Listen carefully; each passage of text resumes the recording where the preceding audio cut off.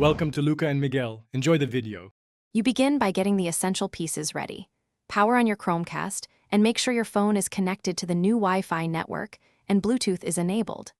Once done, open the Google Home app signed into the same Google account that set up the device.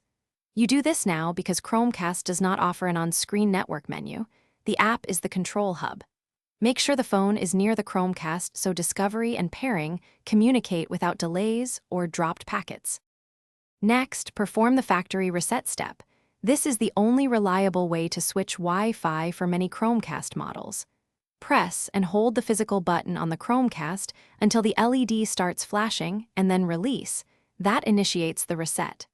The device will erase prior settings and reboot, which typically takes 1 to 2 minutes. Do not unplug during the reset. You want a clean state, so the Google Home app can detect and configure the device onto the new network without legacy conflicts. Finally, set up the Chromecast on the new network using Google Home. Tap Add, choose Set Up Device, then New Devices, and follow the prompts. When the app finds the Chromecast, verify the on-screen code, select your new Wi-Fi network, and enter the password. Once setup completes, cast a short video to confirm connectivity.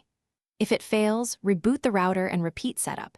If still unsuccessful, move the Chromecast nearer the router and retry. That single troubleshooting tip usually resolves stubborn connection problems.